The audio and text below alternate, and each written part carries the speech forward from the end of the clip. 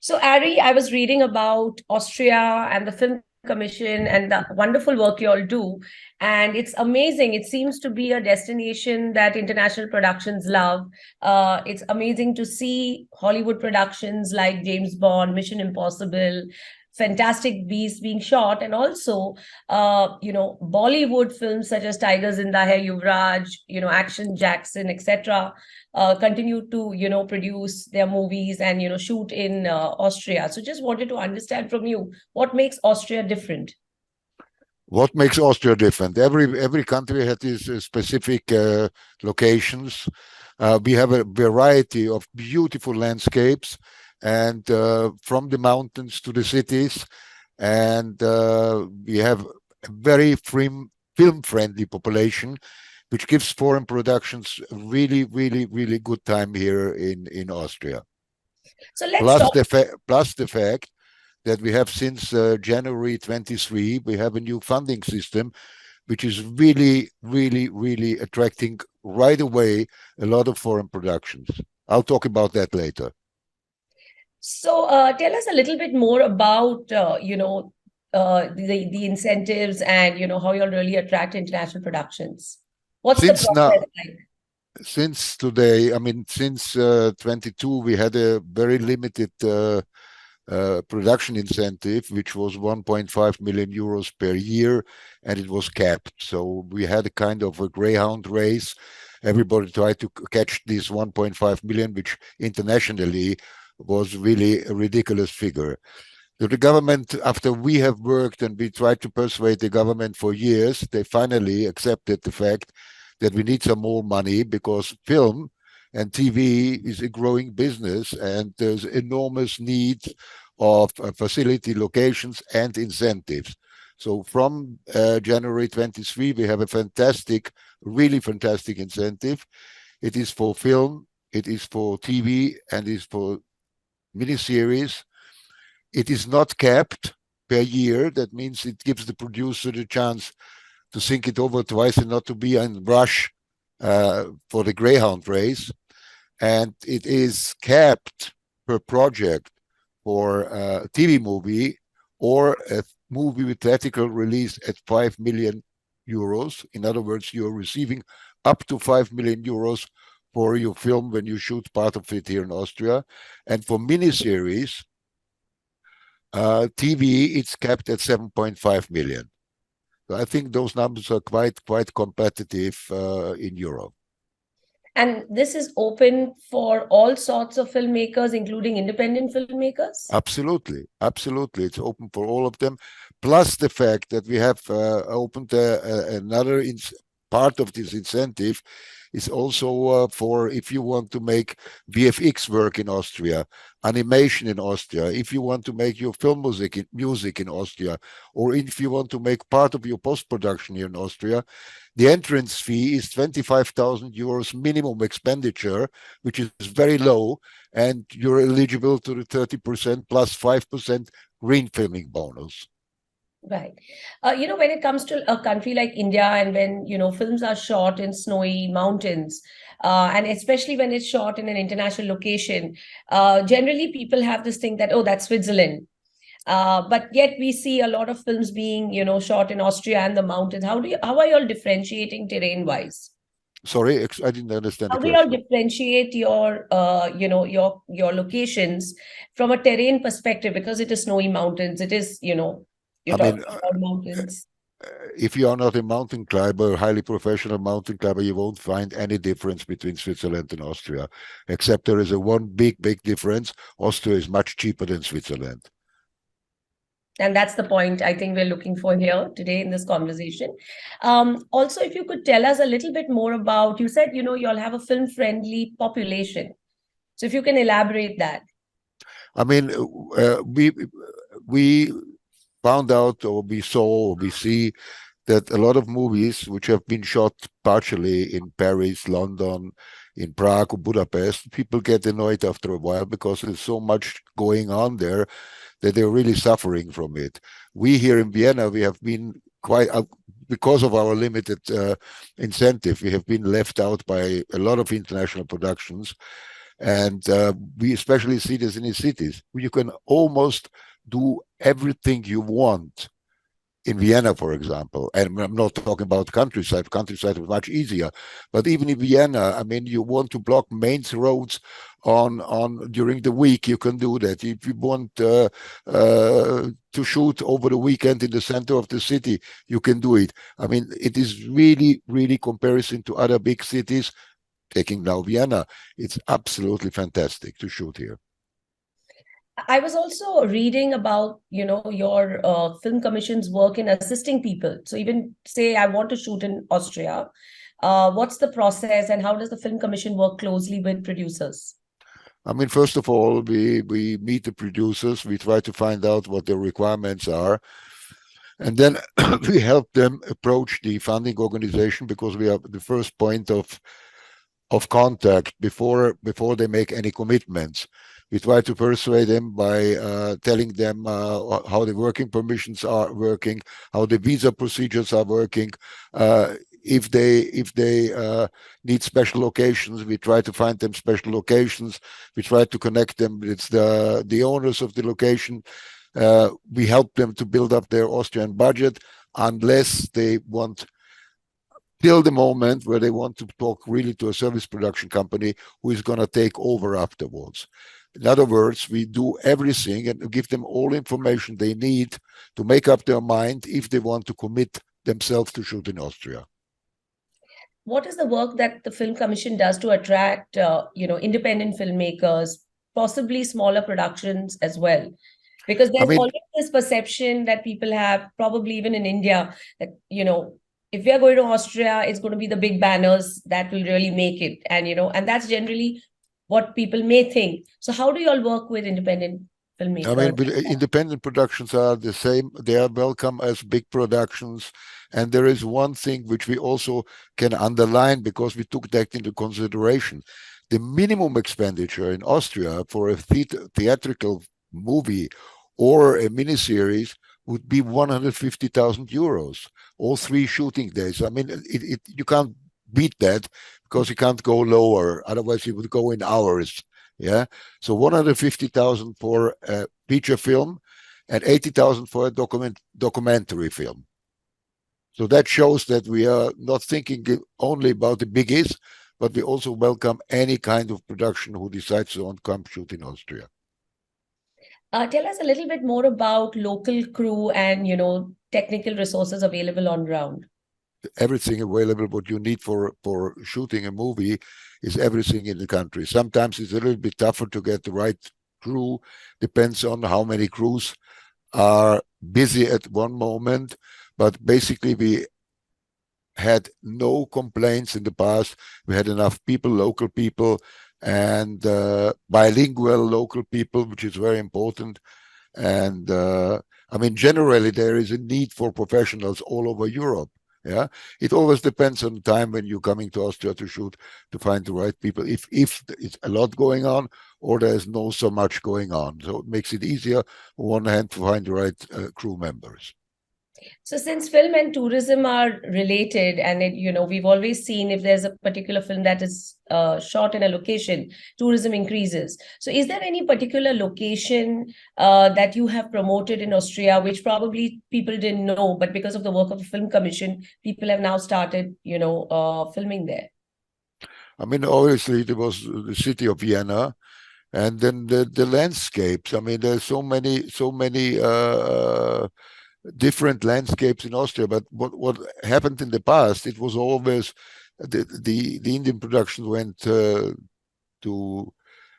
cities like Salzburg, Innsbruck, and Vienna. So basically, those have been the main spots where they went to, and the surroundings. Basically, the biggest attractions was always the mountains. Right. And, congratulations once again on the new incentives that you'll have just launched. I'm sure it's going to attract a lot of productions to come and shoot. But what else do you have, in the pipeline for this year? I mean, what we have else that those federal incentives which we are representing can be combined with regional fundings, which obviously it's not going to be the same size of money they will receive, but at the end it ends up to a serious sum, because you can count on between 100,000 to 400,000 euros additional, which you might receive if you sell this region in a way they can use it afterwards as a touristical promotion. And I also saw that you all are, conscious about the environment, and I think there is a specific additional incentive for that as well. 5% on top of the 30% is for green filming. That means we are the first ones in Europe who give you a bonus of 5% on top of our incentives if you use green filming methods. Could you tell us a little bit more about green filming?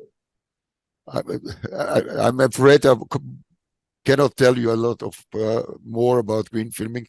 There are specialists which are going to be hired by the production, and they set up the green filming needs.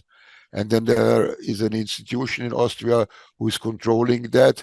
And if everything is fine and if everything is according to their green filming requirements, you are eligible to receive another 5% on top. It's not complicated. It's just a procedure which the production has to go through. That's fantastic. Would you like to talk about any production, any case study on, your experience working with them as a film commission?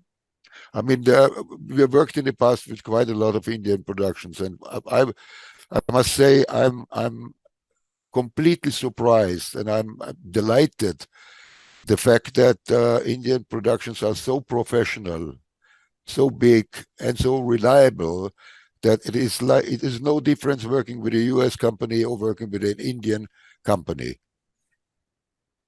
And this has changed significantly in the last 5 years. Where did the focus, to build on the VFX segment come in? Not everybody offers a specific incentive for post-production, animation, etc. We are aware of the fact that that this is coming. This is going to be more important for the future, and we want to keep those companies busy, and therefore would like to give them the chance by meeting international productions, the profit for both sides, and we want to keep them alive. And we want to give them the opportunity of continuous work, and therefore the entrance fee being part of the game is so low. And of course, to conclude, if you could tell us how the visa process works, is there specific, preferences given for productions? This is a sensitive issue which we are working now, and this is going to be one of our main goals for the next months to solve that problem. We are starting negotiating with the government and see if we can get exception for film crews. That's fantastic. And currently, I think it will be the normal process of applying for a tourist visa. So that takes how much time? Yeah, it takes so much time, and it is some Austrian authorities are not really cooperative because they have their legal frames. But as I said before, we want to get an exemption for Indian film crews, because we think that it is very, very important to have a lot of Indian crews here. It's not only because we are interested to keep our local people busy, our film crews. It's also the fact that we saw that Indian films had enormous influence on touristical results. So would you like to share any statistics with us? Any what? Statistics on increase in tourism. So there are several statistics. Yeah, I didn't follow up the details of statistics, but I heard that it doubled in the last 2-3 years. I mean, we obviously had a problem with Corona, yeah, but before Corona, it doubled already. Oh, that's fantastic. I think that's all that we have to ask you today. I'm not sure, Barkha, is Rishabh from Yashraj joining? Otherwise, can I just give him a call if it is okay?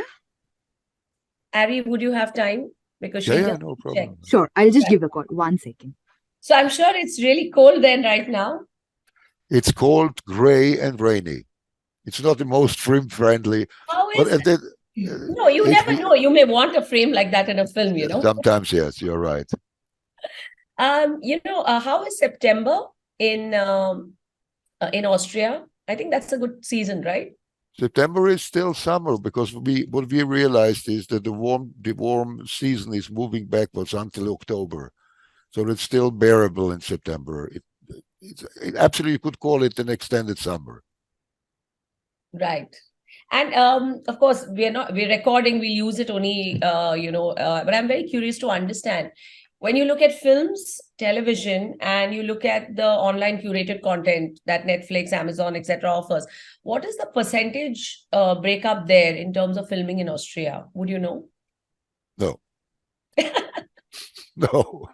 Yeah, but maybe that's a good kind of a statistics to have. What about, have you all measured any economic impact of a production on a particular location in Austria? So for example, We are working on that because it's quite difficult to find out the economical impact if you're not a museum specific and you can count the visitors and see what kind of growth you have there. For a big city or for a country, it's really, really tough to realize. This is the problem which we all share, all film commissions. We try to persuade our touristy organizations to invest more into film. But on the other hand, we have problems to get the right figures.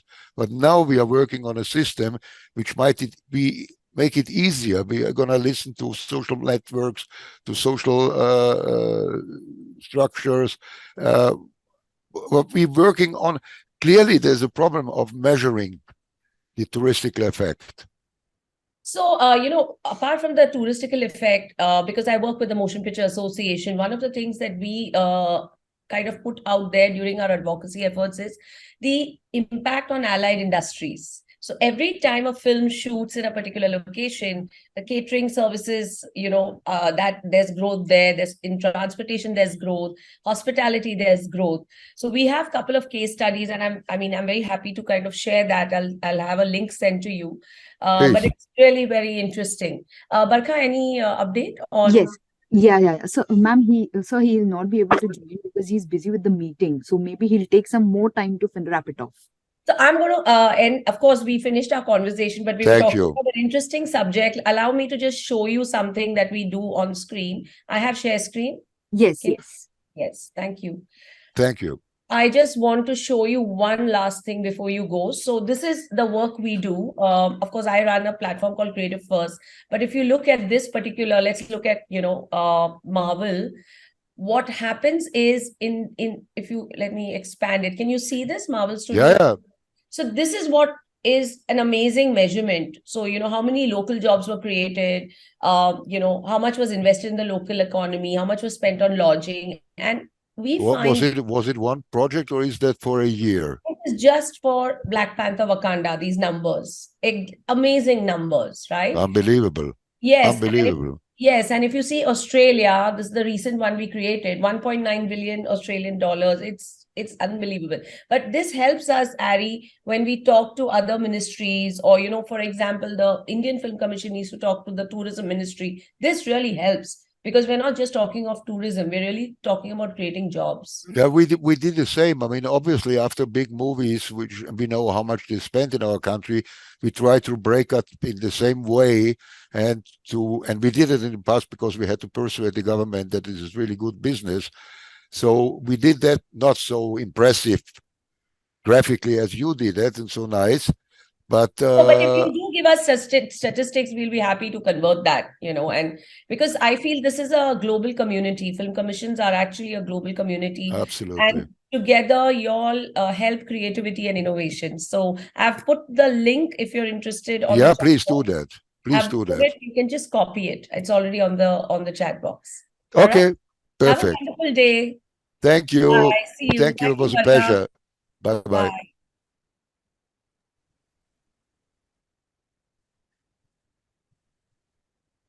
इसको तो कुछ आता ही नहीं था